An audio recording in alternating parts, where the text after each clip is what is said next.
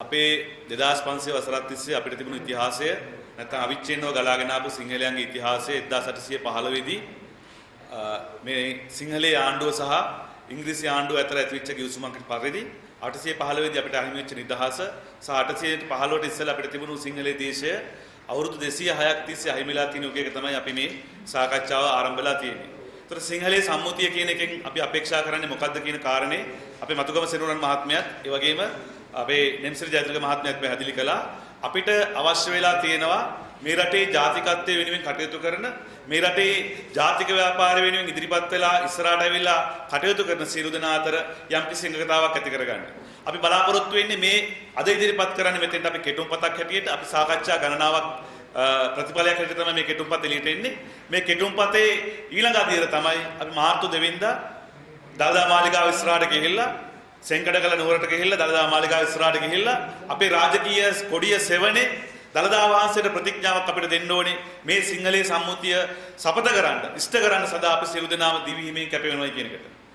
ඒ සම්මුතිය ඉස්සරහට ගෙනියන්න සංවර්ධනය කරන්න පෝෂණය කරන්න මේ ඉදිරි කාලය ඇතුළත මේ ඉන්න දේශප්‍රේමීන්ගේ සහයෝගය ඒ වගේම දායකත්වය ඔබේ දැනුම ඔබ විසින් ලබාගත් පන්නරය අපිට අවශ්‍ය වෙනවා. ඒ නිසා සියලු දෙනාගේම දායකත්වය අපි ලබා දීපු ලේඛනය දියුණු කරන්න අපිට අවශ්‍ය වෙනවා. දැන් ඇයි අපිට සම්මුතියක් අවශ්‍ය වෙන්නේ? අපි ජාතික ව්‍යාපාරයේ හැටියට පහුගිය අවුරුදු ගානක් තිස්සේ තැන් වල ක්‍රියාත්මක වුණා. අවුරුදු මේ ඉන්න මෙතන පිරිස් සමහරකට අපිටත් වඩා වැඩි කාලයක් ජාතික ව්‍යාපාරයේ වැඩ කරලා තියෙනවා. අපිට ගත්තොත් වැඩ ලයිස්තුවක් තියෙනවා කියන්න පුළුවන් ජාතික ව්‍යාපාරය පැත්තෙන් කරපුවා. හැබැයි අපි අවසානයේ ළඟා කරගත්තේ මොකද්ද? ඇයි අපිට සම්මුතියක් නැත්තේ? එකඟතාවක් නැත්තේ? අපි කතා කරන දේවල් සම්බන්ධයෙන් සංවිධාන 10ක් ගත්තොත් 10ක් කතා කරන්නේයි. හැබැයි අපිට විරුද්ධව ඉන්න ප්‍රතිපාර්ශවයන් වෙන අනිකුත් පැත්ත අරගෙන බලන්න. උදාහරණයකට ගත්තොත් දෙමළ අන්තවාදීන්ගේ පැත්ත ගත්තොත් එහෙම ඒ පැත්තෙන් ගත්තොත් ප්‍රභාකරන් විතරක් නෙමෙයි. ඒ කියන්නේ චෙල්ලොනාගම්ලා ඊළඟට පොන්නම්බල රාමනාදන්ලා ඊළඟට අමිර්තලිංගම්ලා වගේ හැම දේශපාලකයන්ටම එක අරමුණක් එක සම්මුතියක් තියෙනවා. ඒ තමයි ඊනියා දෙමළ නිජ භූමිය. ඔවුන් කියන උතුරු නගරයේ ප්‍රදේශවල ඔවුන්ගේ සාම්ප්‍රදායික නිජ භූමියක් තිබුණයි කියලා. ඒ විතරක් නෙමෙයි. ඒ නිජ භූමි මතවාදීුට තමයි ප්‍රභාකරන්ගේ යුද්ධය ගියේ. ත්‍රස්තවාදී යුද්ධය පැතුරුනේ ඒ අමිර්තලිංගම්ල වඩුකොඩේ දෙගෙන ආපු සම්මුතිය උඩම තමයි. ඒ විතරක් නෙමෙයි අපි මහ ලොකුට දකින විද්වතුන් ආචාර්යවරුන් කියලා කියන නීලන් තෙරචෙල්ලම්ලා වගේ අයත් කතා කරන්නේ සම්මුතිය උඩ තමයි. ඒගොල්ලෝ හැමෝම ඉදිරිපත් කරන්නේ දෙමළ නිජ භූමියක් තිබුණා කියන කාරණේ. ඒ විතරක් නෙමෙයි මේ කියපු නිජ භූමි මිත්‍යා උඩ තමයි 87 ඉන්දු ලංකා ගිවිසුම එන්නේ. 80 ගණන් වල තිම්පු සාකච්ඡා එන්නේ. ඒ වගේම සංවර්ධන සභා එන්නේ. පළාත් සභා එන්නේ. ඒ විතරක් නෙමෙයි චන්ද්‍රිකා කුමාරතුංග ගෙන ආපු පැකේජ් එක නැත්නම් අර ව්‍යවස්ථා මල්ල ඒක එන්නේ මේ කියපු නිජ භූමි සංකල්පය උඩ තමයි. ඒ නිසා ඔවුන්ට තියෙන සම්මුතියක්. ඒ නිසා අද දවස වෙනකොට මේ අන්තිම පාර්ලිමේන්තුවට ඇවිල්ලා විග්නේශ්වරන් එක පැත්තක හිටියට සම්බන්ධන් තව පැත්තක හිටියට අර පැත්තකින් ඉඳන් ඒගොල්ලන්ගේ විවේචනය කරන ආනන්ද සංගරීටත් ওই තුන්ගොල්ලන්ටම තියෙන එක සම්මුතියක්. ඒ තමයි දෙමළ නිජ භූමි මිත්‍යාව. හැබැයි අපිට එහෙම එකක් නැහැ.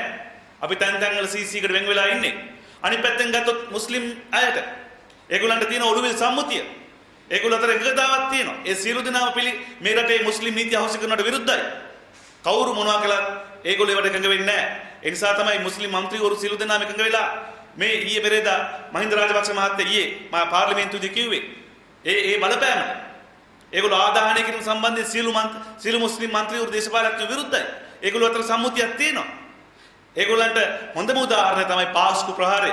පාස්කු ප්‍රහාරය ආපු වෙලාවේ එක්සත් ජාතික පක්ෂයේ හිටපු කබීර් හෂිම්ලා ශ්‍රී ලංකා නිදහස් පක්ෂයේ හිටපු කවුද ඒච්.එම්. ෆෞසිලා බදුරදීන්ලා ඒ වගේම අනිකුත් සියලුම මුස්ලිම් මුජිබුර් රහමන්ලා මේ සියලු දෙනාම ආණ්ඩුවෙන් ඉවත් වෙලා ගිහිල්ලා මුස්ලිම් ඒ අන්තවාදී ප්‍රහාරය වෙලා එකතැනක හිටගත්තා.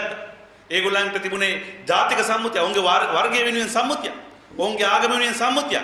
අපිට තමයි අර කැබිනට් මණ්ඩලයේ සාමූහික වගකීම කියන කතාව අදාළ වෙන්නේ. පාර්ලිමේන්තුවේ පක්ෂයක් නම් අපි සාමූහික වගකීම කියලා කියන්නේ අපිට එතෙන්දි තමයි අපිට අදාළ වෙන්නේ. හැබැයි අපිට අදාළ නොවන අපිට වඩා අපිට අදාළ වෙන්නේ පක්ෂේ. අපි හැමතිස්සෙම උත්සාහයන් තියාගෙන ඉන්නේ පක්ෂය හරි අපේ කණ්ඩායම හරි. හැබැයි මුස්ලිම් මිනිස්සුන්ටත් දෙමළ මිනිස්සුන්ටත් ඊට උඩින් තිබුණේ ඒගොල්ලන්ගේ වාර්ගිකත්වය හරි ඔවුන්ගේ ආගම හරි. ඒ නිසා අපි යෝජනා කරන්නේ මේ දේශපාලන ක්‍රමයෙන් ඔබට යන අපිට කාලයක් ඇවිල්ලා තියෙනවා. දේශපාලන ක්‍රමයෙන් එහාට හිතන්න කාලයක් අපිට ඇවිල්ලා තියෙනවා. ඒ නිසා තමයි අපි කියන්නේ අපිට සිංහල වැටිට සියලු දෙනාගේම සම්මුතියක් ඇති කරගන්න අවශ්‍යයි කියලා. එතෙන්දී අපි යෝජනා කරන්නේ මොකද්ද? අපි දැන් පහුගිය කාලේ ඉස්සරහට අවිලා කතා කළා. අපි විවිධ උපක්‍රම උත්සාහ කළා. අපි දේශපාලන ඇතුළට අවිලා කතා කළා. අපි හිතුවා අපේ දේශපාලඥයෝ මේ ජාතිකවාදී මතය දරන මිනිස්සු ටික අපේ ප්‍රධාන පක්ෂ ඇතුළට යන්න ඕනේ කිව්වා. එහෙම කරලා අපි try කළා. දැන් මොකද උනේ? අපි යවුව 10 15 දෙනෙක් මේ පාර්ලිමේන්තුවට පහුගිය පාර්ලිමේන්තුවට. ඒ 10 15 දෙනෙක් ගියාට ඒගොල්ලන්ට සාමූහික වගකීම අදාළයි. ඒගොල්ලන්ට සාමූහික වගකීම අදාළයි. පහුගිය කාලේ 20 වෙනි සංශෝධනය ගෙනාපු වෙලාවේ අපි කිව්ව දිත්ත පුරවැසිභාවය අවශ්‍ය කරන්න ඕනේ කියලා. හැබැයි ඒක කියපු වෙලාවේ සර් සංවේදී වුණා විතරයි.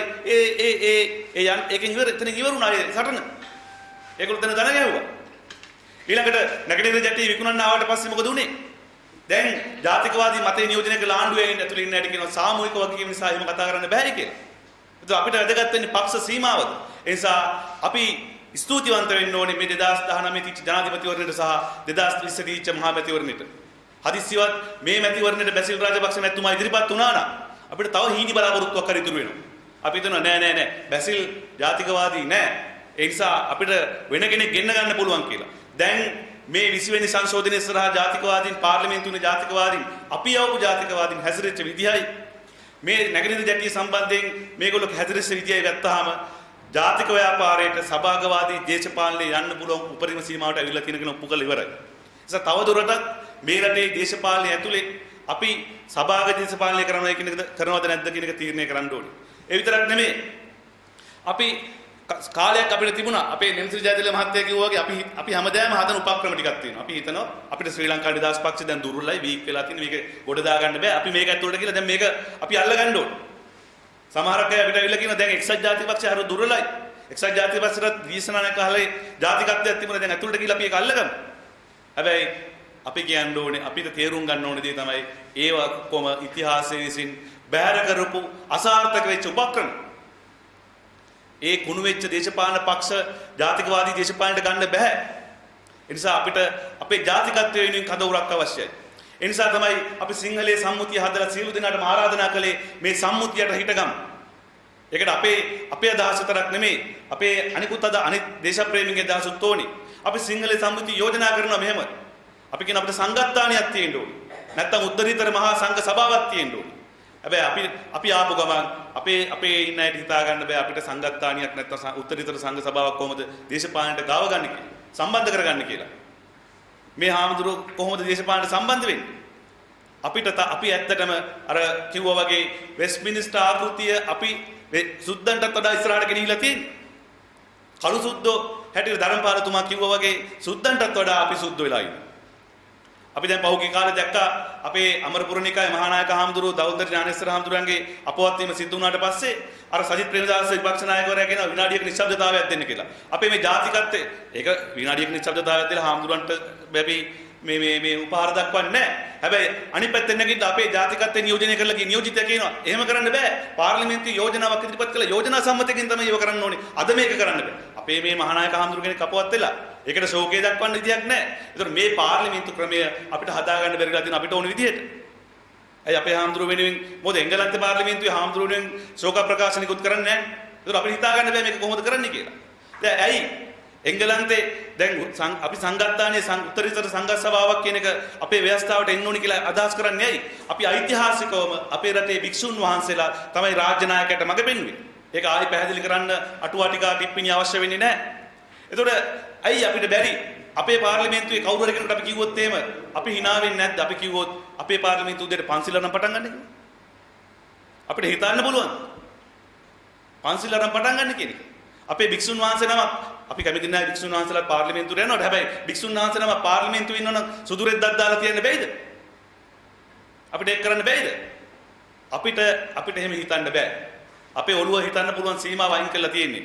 බ්‍රිතාන්‍ය පාර්ලිමේන්තුවේ උත්තරීතර සාමි මණ්ඩලයේ නැත්නම් House of Lords වල ඉන්න බිෂොප්වරු 26 දෙනෙක්. බිෂොප්වරු 26 දෙනෙක් ඉන්නවා. ලන්ඩන්, ඩර්හැම්, සමර්සෙට් කියන ප්‍රාන්තවලින් එන මේ කවුන්ටි කවුන්සිල්ස් වලින් එන බිෂොප්වරු නිල බලයෙන් ඒකට එන්නේ. එංගලන්තේ මාරජින ඇන්ග්ලිකන් සභාවේ නියෝජිතෙක්. ඒතර ඒගොල්ලන්ට රාජ්‍ය සහ ආගම කියන එකට බද්ධ වෙලා තියෙන්නේ. පාර්ලිමේන්තු ඇයි මේ බිෂොප්වරු පාර්ලිමේන්තුවෙන් අයින් කරන්න තු තාමත් තියාගෙන ඉන්නේ. එංගලන්ත රාජ්‍යයේ අනන්‍යතාවය ඒකයි. ඇමරිකාවේ ජනාධිපති දිවුරුම් දෙන්නේ බයිබලයට අත තියලා. ඕස්ට්‍රේලියාවේ පාර්ලිමේන්තුව පටන් ගන්න in the name of the God කියලා. ඇයි අපිට පන්සිල් ගන්න දෙන්නේ? ඒතර මේ ක්‍රමය අපිට හරියනවද? නිසා මේ අධිකරණ පද්ධතියවත් මේ නීති පද්ධතියවත් අපේ රට වෙනුවෙන් අපිට හදපු එකක් නෙමෙයි. නිසා අපි යෝජනා කරන්නේ අපේ මූලයන් හොයාගෙන යන්න ඕනේ.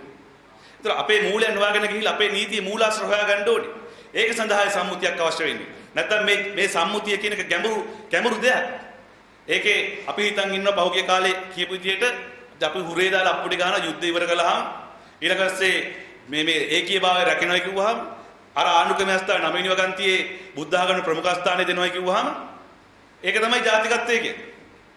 9 වෙනි වගන්තියේ තියෙන ඒකීයභාව මේ බුද්ධ ආගමේ තියෙන ප්‍රමුඛ ස්ථානය ආරක්ෂා කරන ගමන් අපේ පුරාවිද්‍යාව ටික විනාශ කරනවා නම් අපි බෞද්ධ උරුමය උතුරුගෙන විනාශ වෙනවා නම් ඒකීයභාවයේ වගන්තිය ආරක්ෂා කරනවා කියන ගමන් අර ප්‍රාදේශීය ලේකම්වරුන්ට එහෙම නැත්නම් උතුරුගෙන පළාත් වලින් ප්‍රාදේශීය සභා മന്ത്രി ප්‍රාදේශීය ලේකම්වරුන්ට බලය දෙනවා නම් අවශේෂ කණාන්තරට කපලා දාන්න පුරාවිද්‍යා භූමි ටික වෙන් කරන්න ඒගොල්ලන්ට බලය දෙනවා නම් ඒක ඇතුලේ ආරක්ෂා වෙන ඒකීයභාවය මොකද්ද?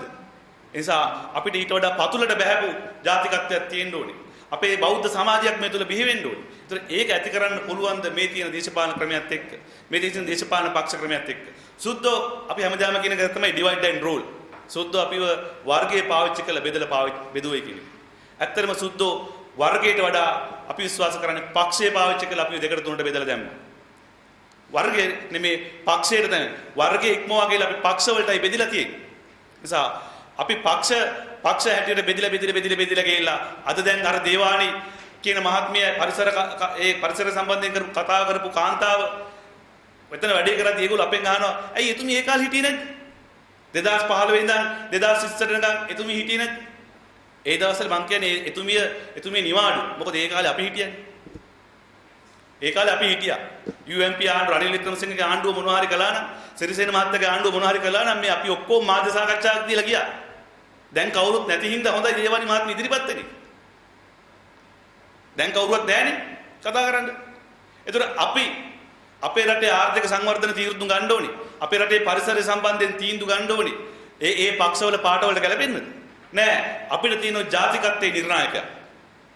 ඒ ජාතිකත්වයේ නිර්ණායකයා තමයි අපි මේ සම්මුතිය තුල හදන්නේ. අපි මීට ඉස්සරහට ආණ්ඩුවක් ගැන සම්බන්ධයෙන් තීන්දුව తీරන ගන්නේ මේ සම්මුතියට සාපේක්ෂව. අපේ ජාතියට සාපේක්ෂව. ජාතිය අභිලාෂයන්ට සාපේක්ෂව. මිසක් පක්ෂ පාටවලට අනුකූලව නෙමෙයි. දැන් අපි තමුන්නාන්සලා හිතන්න පුළුවන් අපි මේ දැන් කතා කරගෙන යන්නේ අලුත් දේශපාලන පක්ෂයක් හදාගන්නද කියලා. අලුත් දේශපාලන පක්ෂයක් හදන්නද කියලා තමයි මේ යන්නේ කියලා. අපි කියන්නේ මේ දේශපාලන පක්ෂ ක්‍රමය ඇතුලේ වෙස්ට්මින්ස්ටර් ආකෘතිය ඇතුලේ බටහිරින් ගෙන හැල්ලා අපි මත බලෙන් පටවපු ආකෘතිය ඇතුලේ අපි පාර්ලිමේන්තුවෙන් 3න් 2ක් නෙමෙයි 3න් 3ක් ගත්තත් අපිට සිංහල බෞද්ධ රාජ්‍යයක් හදන්න බෑ. එහෙම හදන්න බෑ. සමාජය වෙනස් කරන්න නැතුව සමාජයේ සිතුම් පැතුම් වෙනස් කරන්න නැතුව ආකල්ප වෙනස් කරන්න නැතුව සිංහල බෞද්ධ රාජ්‍යයක් හදන්න බෑ. ඒකට අවශ්‍ය පරිසරය නිර්මාණය කරගන්න තමයි අපිට සිංහල බෞද්ධ රාජ්‍යයක් අවශ්‍ය වෙන්නේ. සිංහල බෞද්ධ ආණ්ඩුවක් අවශ්‍ය වෙන්නේ. අපි සාමාන්‍යයෙන් ගෙදර ඉන්න විදියට නෙමෙයි පන්සලේ ඉන්නේ. අපි ගෙදර ඉන්න විදියට නෙමෙයි පන්සලේ ඉන්නේ. පන්සලට ගියාම අපි පන්සල ඇතුලේ පොඩි විනයක් ඇති කරගෙන සුදු ඇඳුමෙන් සැරසිලා ගිහිල්ලා අපි ගමන සංවරයි. අනිත් පන්සලට අනිත් මිනිස්සුත් අපි වගේම බොහොම සංවරව හැසිරෙනවා. අපිට වෙන ජීවිතයක් තියෙනවා එළියේ. හැබැයි පන්සල ඇතුලේ වෙනත් ජීවිතයක් තියෙන්නේ ඇයි? ඒක තුල වෙනත් සංස්කෘතියක් ගොඩනගලා තියෙන නිසා. ඒතර අපිට අවශ්‍ය වෙන්නේ අන්න ඒ වගේ පන්සලක් වගේ සංස්කෘතියක් සහිත රාජ්‍යයක් ගොඩනගන්න. ඒකට තමයි අපිට නීතිය අවශ්‍ය වෙන්නේ. නීතියේ අධිකාරී නීතියේ බලය අපිට පාර්ලිමේන්තුව අවශ්‍ය වෙන්නේ ඒ සිංහල බෞද්ධ රාජ්‍ය කරා යන ගමන තහවුරු කරගන්න. ඒ වටපිටාව පරිසරය නිර්මාණය කරගන්න. එහෙම නැතුව අපිට මේ තියෙන ආකෘතිය ඇතුලේ 3න් 3ම ගත්තත් කවදාවත් මේක කරන්න බෑ. නිසා අපි යෝජනා කරන්නේ තවත් දේශපාලන පක්ෂයක් හදන්න නෙමෙයි සමාජ බලවේගයක් බවට පත් වෙන්න ඕනේ. ඒ සමාජ බලවේගයක් බවට පත් වෙලා ඉස්සරහට ගියොත් විතරයි අපිට මේ සමාජ ක්‍රමය බෞද්ධ සමාජ ක්‍රමයක් දක්වා ව්‍යාප්ත කරන්න පුළුවන් වෙන්නේ. නිසා අපි දැන්ට මොකද සිද්ධ වෙන්නේ? අපි දැන් මේ දේශපාලන පක්ෂ වලට වහල් වෙලා දේශපාලන පක්ෂය තමයි සමාජ බලවේගයන් මෙහෙවන්නේ. ඒ සමාජ බලවේගයන් මෙහෙවලා ඉවරලා භික්ෂුන් වහන්සේලාට අල්ලස් දීලා අපේ ජාතික නායකයන්ට අල්ලස් දීලා ඉවරලා ඒකට ඕන විදිහට තමයි දේශපාලන පක්ෂයට ඕන විදිහට තමයි මේ ජාතික සංවිධානය ක්‍රියාත්මක වෙන්නේ. ජාතික සංවිධානය කියලා කියන්නේ තව දුරටත් දේශපාලන පක්ෂයක වෘත්තීය සමිතියක් නෙමෙයි. දැන් සමහර තැන් වලට ගියාම මේ හැම දේශපාලන පක්ෂ වලටම තියෙනවා එක එක අනු කමිටු. වෘත්තීය සමිති තියෙනවා, ගුරු පෙරපාසල් ගුරුවරුන්ගේ සංගම් තියෙනවා, බස් කොන්දොස්තරවරුන්ගේ බස් හිරත හිමියන්ගේ සංවිධාන තියෙනවා, ත්‍රිරෝධරත් සංගම් තියෙනවා, ගුරු සංගම් තියෙනවා. ඒ වගේ තව එක සංගමයක් තමයි මේ ජාතික ව්‍යාපාරය. ඒගොල්ලන්ගේ ලයිස්තුවේ තව එකක්. ඒතර අපි ජාතික ව්‍යාපාරය කියලා කියන්නේ තව දේශපාලන පක්ෂයක තියෙන අනුකමිටුවක් නෙමෙයි. ඒක අපේ සමස්ත නියෝජනය කරන සමස්තයේ ජාතිකත්වයේ අභිලාෂී නියෝජනය කරන එක තමයි ජාතික ව්‍යාපාරය කියලා කියන්නේ. දැන් සිද්ධ වෙන්නේ මොකද්ද? අර නකුට විසින් බල්ලා නටවන එක. දැන් අපි රුවන්වැලි සෑයට ගිහිල්ලා ජනාධිපතිතුමා දිවුරුම් දුන්න බව ඇත්ත. අපි සියලු දෙනාම 69 ලක්ෂයක් ගිහිල්ලා ජාතික ව්‍යාපාරයක එකතු වෙලා ඒ වෙනුවෙන් කටයුතු කරපු බව ඇත්ත. අපි ගිහිල්ලා ගෝඨාභය මහත්තයා වෙනුවෙන් ඡන්දෙ කලේ නැති වෙන්න පුළුවන්. හැබැයි 2015 ඉඳන් 2020 දක්වා අපි පුරා විද්‍යාව වෙනුවෙන් කරපු දේවල්, අපි ජිනීවා වලට ගිහිල්ලා කරපු දේවල්, අපි ව්‍යවස්ථාවට විරුද්ධව කරපු දේවල්, අපි සම්පත් විකිණීමට කරපු දේවල් මේ සියල්ල සමස්ත එකතු වෙලා තමයි ගෝඨාභය රාජපක්ෂ මැතිතුමාට බලයටපත් වෙන්න වරමක් හම්බුනේ. නිසා ඒ වරමේ තැන් වල හිටපු අර පිළිම නොපිලෝපු වීරය වගේ අපිටත් අයිතියක් තියෙනවා. හැබැයි අද මොකද වෙලා තියෙන්නේ? එතුමා රුවන්වැලි සෑයට කියලා දිවුරුම් දුන්න එක ඇත්ත. එතුමා රුවන්වැලි සෑයට කියලා දිවුරුම් දුන්න බව ඇත්ත. හැබැයි ඊයේ මහින්ද රාජපක්ෂ මැතිතුමා අර ආදාහනය නෙමේ භූමි දාණය පිළිගන්නවා කියලා කිව්වහම මොකක්ද උනේ? මේ රටේ ඕන් කලේ මේ රටේ ජනාධිපතිවරයා විසින් ගෙනාවු නීතිය නැත්නම් රජය විසින් ගෙනාවු නීතිය අභියෝගයට ලක් කළා. ඒ නිසා අපි කියනවා මහින්ද රාජපක්ෂ මැතිතුමා අවසර දුන්නේ භූමි දාණයට නෙමෙයි. 2019 දෙසැම්බර් මාසේ ගෝඨාභය රාජපක්ෂට සහ ඊළඟට මහා මැතිවරණදී පොහොට්ටුවට දීපු ජාතිකවාදී ජනවරමයි භූමි දාණය කළේ. ඒ ආරම්භය ගත්තේ. දැන් අපි මොකද්ද කරන්නේ? අපි තව පක්ෂයක් හදනවා. අපිට ඕනේ පක්ෂයක් නෙමෙයි. අපිට ඕනේ ජාතික බලවේගයක්. හැබැයි දැන් මේ අපිට දැන් මේ මම වේගෙන් කතා කරගෙන යන්නේ මේ කාල සීමාව සීමිත නිසා අපිට ජාතික බලවේගයේ හැටියට අපි මොකද්ද කරන්නේ? අපෙන් අහන අපි දැන් දේශපාලන පක්ෂයක් හැටියට එනවද නැත්නම් බලපෑම් කණ්ඩායමක් ඉන්න අපිට පොඩි හිරිකිතයක් තියෙනවා. දේශපාලනය කරන්න බෑ කියලා. අපිට ලොකු මානසික බාධාවක් හදලා තියෙන අපි දේශපාලනය කරන්නේ නැහැ. අපි ජාතිකවාදී බලවේග දේශපාලනය කරන්නේ නැහැ. ඒගොල්ලෝ සංවිධානයක් විදිහට තමයි ඉන්න ඕනේ කියලා. බලපෑම් කණ්ඩායමක් විදිහට. ඒක වැරදි කතාවක් මං කියන්නේ. අපි ජාතිකවාදී ව්‍යාපාරයක හැමදාම අරමුණ වෙන්නේ මොකද්ද? අපිට ජාතිකවාදී ව්‍යාපාර වලට අරමුණ තේමාව දුන්නේ දුටුගැමුණු රජුරුව. ඒ තමයි අපගේ මේ ව්‍යායාමය රජසැප පිණිස නෙමේ සම්බුද්ධ ශාසනයේ චිරස්ථිතිය සඳහා පමණයි කියන එක. එදා දුටුගැමුණු රජුරුව යුද්ධෙට ගියේත් ඒකට, වලගම්බා රජුරුව යුද්ධෙට ගියේත් ඒකට. ඒ වගේම තමයි 818 දී අපේ විමුක්ති අරගලය ආරම්භ කළෙත් ඒකටම තමයි. 848 දී වීර පුරංගප්පුලා ගංගාලේ ගොඩබම්බල සටන ආරම්භ කළෙත් ඒකටම තමයි. අපේ ජාතික ව්‍යාපාරයේ හැමදේම තේමා වුණේ මේ රටේ සම්බුද්ධ ශාසනයේ චිරස්ථිතිය ආරක්ෂා කිරීම.